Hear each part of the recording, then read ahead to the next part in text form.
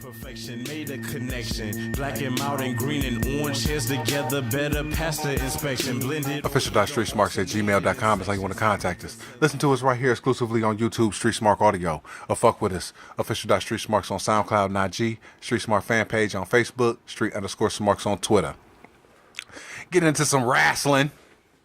So apparently, Paige can't wrestle no more. No, not my milk of magnesia. It's a little insider term right there. Yeah, so she just came back with her little stable. I don't know if it's Absolution or the Riot Squad. I can't remember. But apparently on a house show, Sasha kicked her, or fucked her neck up again. The doctors will not clear her to come back to wrestle. So her in-ring career is done at the age of, what, 25, 26? Yes. Your thoughts? Well, courtesy of 24wrestling.com, I have an article up that I wanted to bring myself up to speed just to see what was going on, and I'm not going to read the whole thing, but just to paraphrase it, apparently her neck condition is similar to the one that caused Edge to retire. Oh, so that's degenerative then. So apparently, I think, if I remember right, Edge's neck condition was degenerative, so his shit wouldn't heal right. You know what I'm saying? I don't know if it did a fuse. Because, you know, like last decade, they were doing they were doing neck fusions and shit like that. Fusing everything. Yeah, ankles, they're fusing bones and shit together. And, HBK had his spine fused, if I'm Austin, not mistaken. Edge, I think, had his ankle fused, if I remember right. But, yeah, they were doing fuses last decade. Angle as well. Oh, yeah. I remember that. And you can see how these motherfuckers, bounce back, Angle's a freak. But, given the circumstances of anybody, Austin changed his whole style up. Yeah. You know what I'm saying? HBK definitely changed his style up. He only broke out the big bumps for the big matches. You know what I'm saying? So, somebody like Paige, who's very small to begin with. Yeah. I liked her matches, so they were more ground-based or anything like that. So she didn't really have a high impact style. She had really more of a submission based style. Mm-hmm. So she could work, but given that she's so petite, I don't think it's a good idea, personally. Yeah, and not to mention, I watched some of her video clips, and she was getting railed pretty hard in some of those videos. So I imagine that all of those heavy bumps and those stiff poundings all contributed to, basically what I'm getting at. I don't want to just look at it as a bad kick from Sasha Banks, you know what I'm saying? But probably, years and years of thotting it up and then being a wrestler and, probably took its toll on poor Paige. Well, the scourge of the IWC thinks it's a work. Shocker. Right. So. There's no way in the world that I'm not saying that Paige ain't injured. She's definitely injured, and I'm not saying that her ring career isn't over. It probably is. Where's the work? The work is this is all build up for her biopic. I'm telling you, this is her biopic thing. I mean, you had the issue with the sex tape. Obviously, everybody knows about that. You know what I'm saying? You have she comes from she's a second generation wrestler. Her mother was a wrestler. Her father was a wrestler. Okay, so she was born into the business. She's had that relationship with Alberto Del Rio. He's like twice her age and shit. You know what I'm saying? Good job, Alberto. Right? I mean, yeah. That's how you do it. I mean, I'm not hating you. Yeah. You got to knock that shit off. I like it. As H-Dub would say, you knocked off that milk of magnesia. Yeah, you know what I'm saying? Come on, somebody. So they had their trials and tribulations throughout the relationship, where they the airport thing was something, and it caused Alberto Del Rio to get stripped of his championship over in the other promotion that he was in, Impact, I think, or TNA, whatever TNA was at the time, Impact Wrestling, I don't know. Right. Dwayne Johnson has been on record saying that he would love to direct the Paige biopic. I didn't know The Rock directed movies. This will be his directorial debut. Oh. And it could be under WWE Films. Oh, so Because who better? He gets to basically use Paige as a rough draft, make all his mistakes and shit. Well, don't need her for the casting couch. Don't need her as a consultant. Oh yeah, no, just bring her straight to his trailer. Right? She's good to go. I've proof.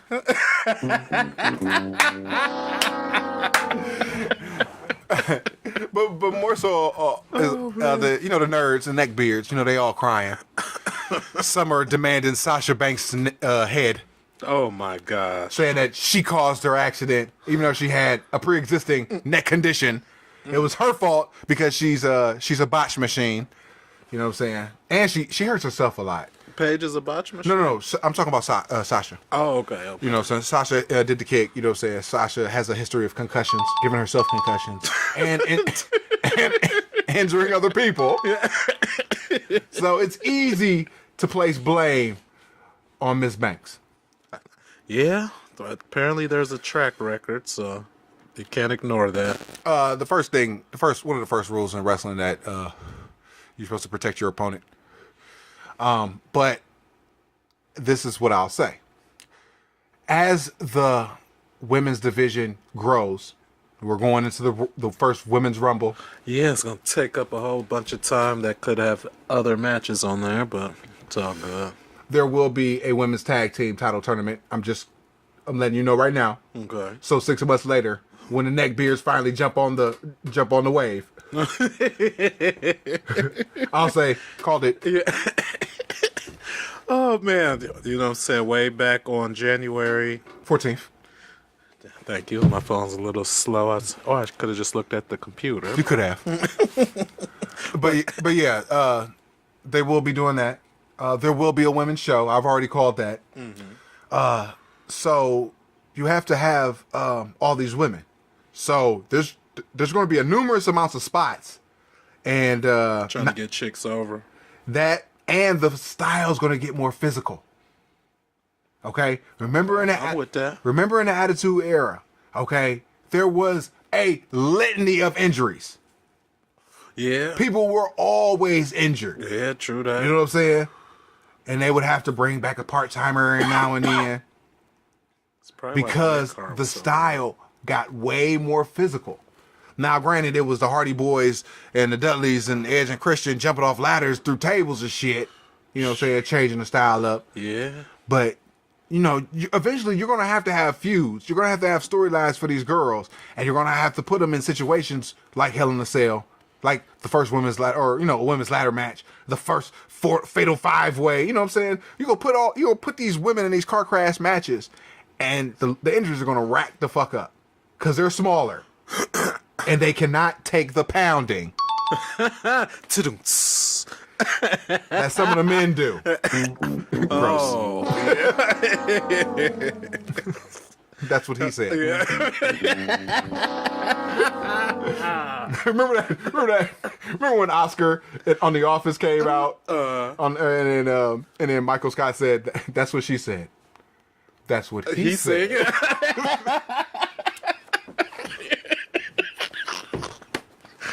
Oh, man. We're big fans of The Office. I love The Office. Big fans. Yeah, but at the end of the day, it's not anybody's fault. You know what I'm saying? It's just one of those things that happen in wrestling. The style's going to get more demanding. It's going to get more punishing. It's going to get more physical. So expect more injuries like this to happen. Expect it. And expect just a huge rotating of girls. You know what I'm saying? And then on top of that, they still got to stay cosmetically appealing. Well, I know one thing. Since they threw these bitches in a cell, I want to see one of them either go through the cell or go off the cell. So that's just, say you want to play in the big boy's yard. Say you want to wear the big boy pants. That's not good. I'm probably sounding like a real misogynist now. That's a slippery. No, seriously, that's a slippery slope. Fuck it. Equal rights deserve equal lefts. Obviously. Yeah, come on, somebody, shoot. I'm just saying, just watch the injuries pile up, watch the careers get shortened. You know what I'm saying? And with these women, watch the more risque storylines happen with women. You know what I'm saying? It's gonna be some risque shit. So it's gonna be some good. There's either gonna be some great storytelling told because you got to tell women's stories in a PG environment and not get all soap opera-y and shit, but still maintain your core fan base. It's wrestling. You cannot not be soap opera-y.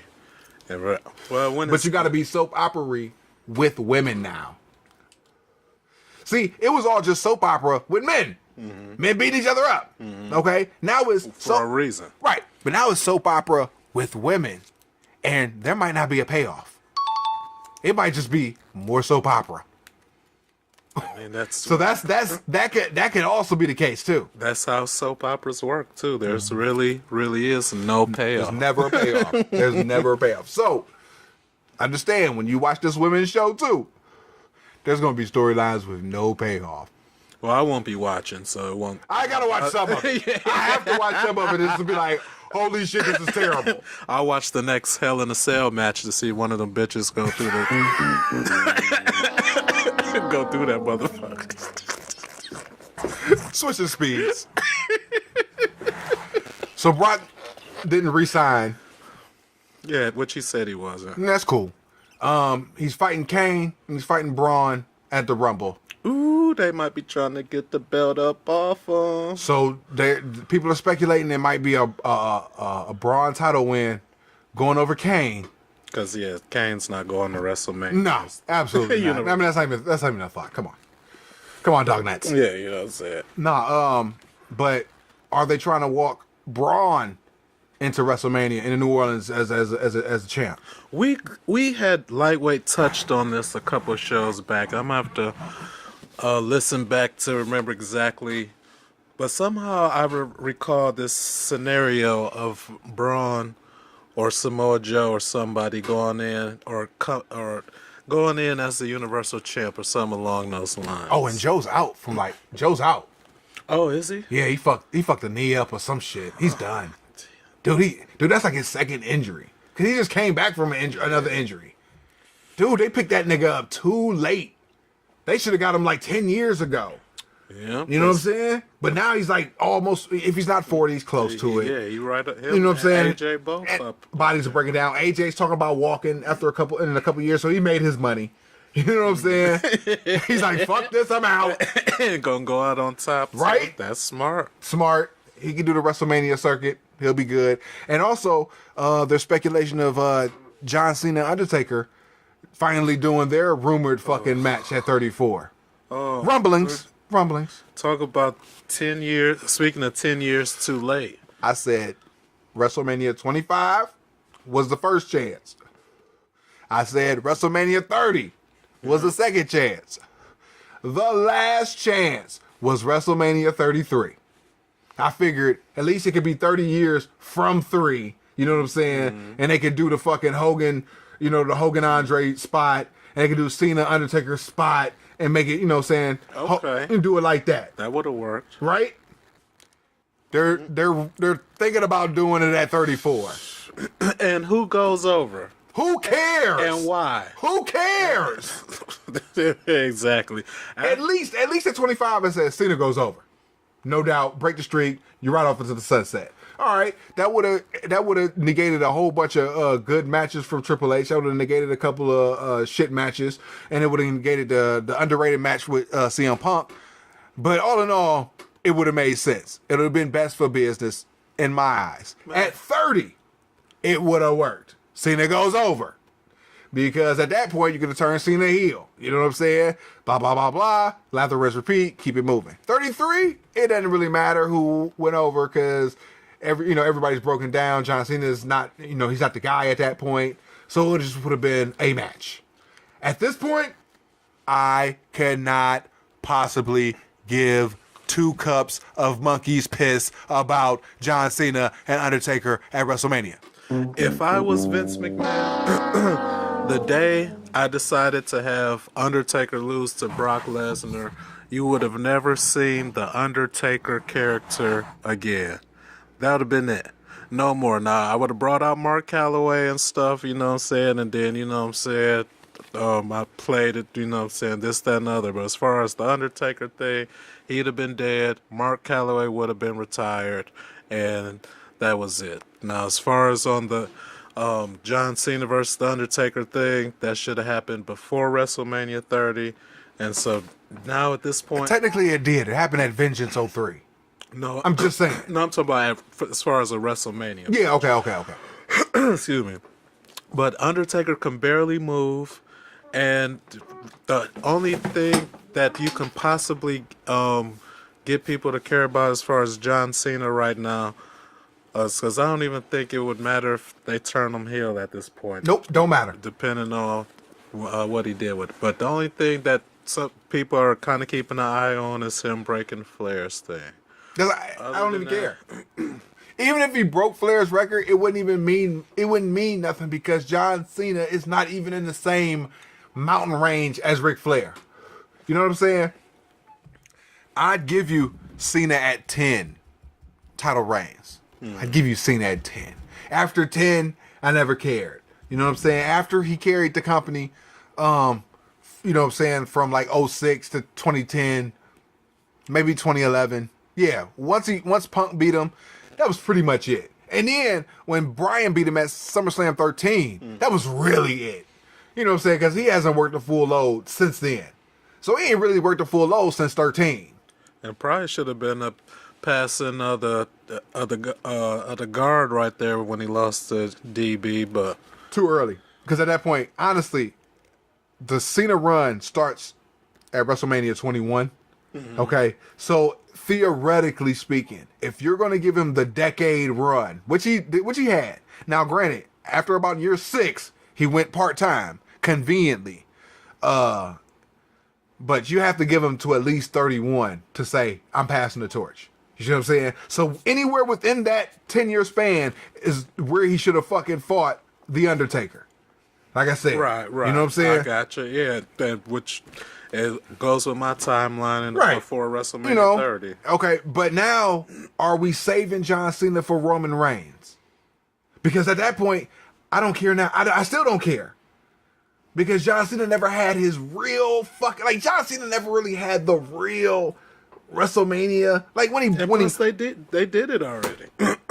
John Cena and Roman Reigns. A couple of pay-per-views ago. No, I'm talking about on the stage. Oh, at WrestleMania? Yeah, on the stage. Gotcha. You know what I'm saying? Even at a SummerSlam, you know what I'm saying? But no, on the stage, they haven't done that yet. But my thing is that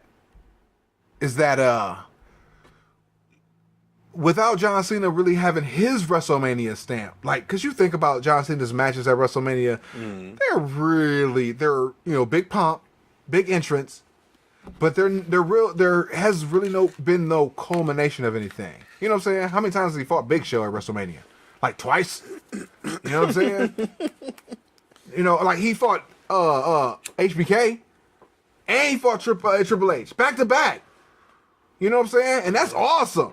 He fought Batista, at WrestleMania. But like none of these matches are closing the show. Even though fucking 23 closed the show, it still wasn't the main attraction because that was Battle of the Billionaires. That was Trump, current president, versus Vince McMahon and their charges. You know what I'm saying? They're like, funky. Yeah, Cena never really had a big fucking match like that. Like, Big deal. Like no, he never had it. He was always like, even if he was last, he still wasn't the show. He never was the show. And I think when you put Roman Reigns, and now you put John Cena against Roman Reigns, and if you put him on you put him on the big show, it's gonna fart. It's gonna be a fart because Cena never got it. Cena got it. Cena only got it because he was there. He's been the guy that was there day in and day out for years. All right?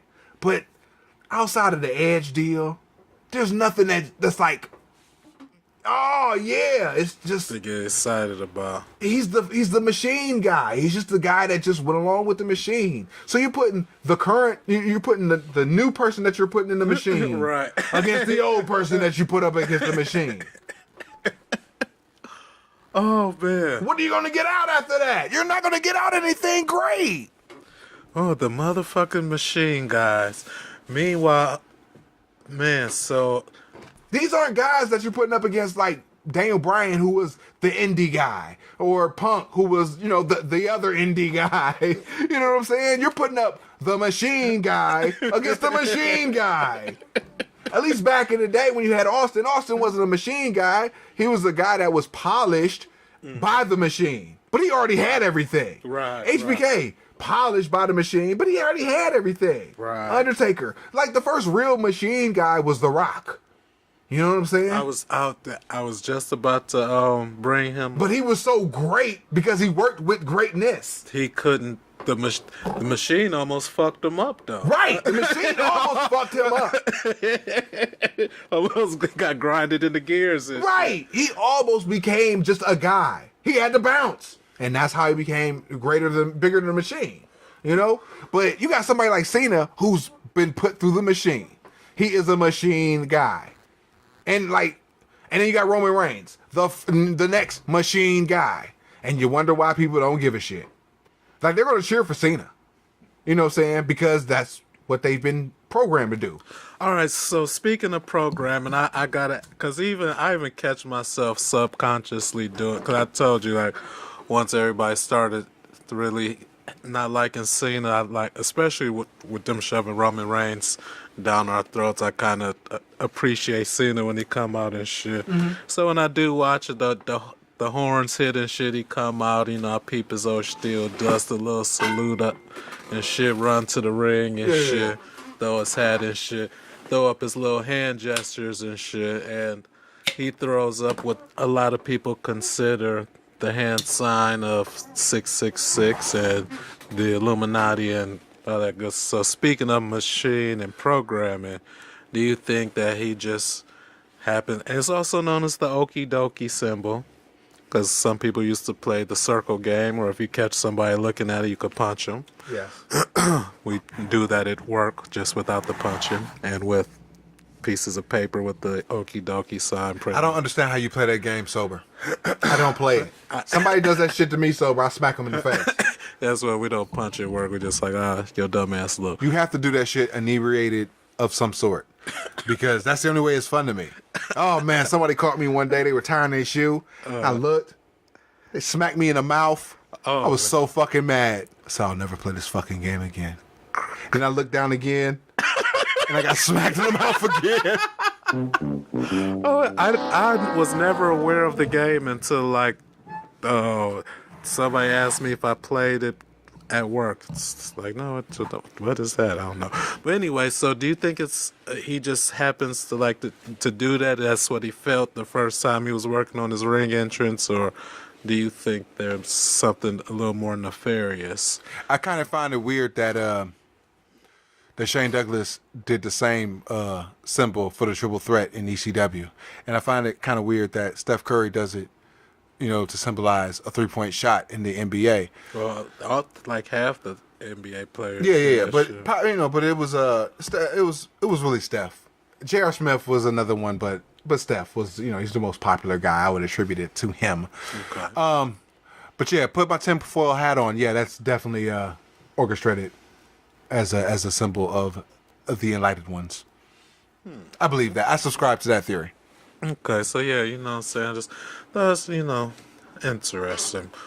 But yeah, his for the most part, what I'm saying, his interest is very methodical. You know what I'm saying? He comes out, he says something inaudible to the cameraman or something, and then he acts like he enjoys twice. He probably does enjoy the crowd and shit. And he salutes and shit. Where are we going with this, champ? because we was talking about the machine and stuff. Well, yeah, the machine. Yeah, but I'm saying the current machine is going to go up against the old machine, and people ain't gonna like it. That's what I think. You know what I'm saying? They're gonna cheer by rote because that's what they're programmed to do. So don't expect nothing for John Cena and Roman Reigns. So one last question on Roman Reigns, and then I'm pretty much done. Right. Why do you think they haven't pulled the plug on this dude yet? Because Roman Reigns.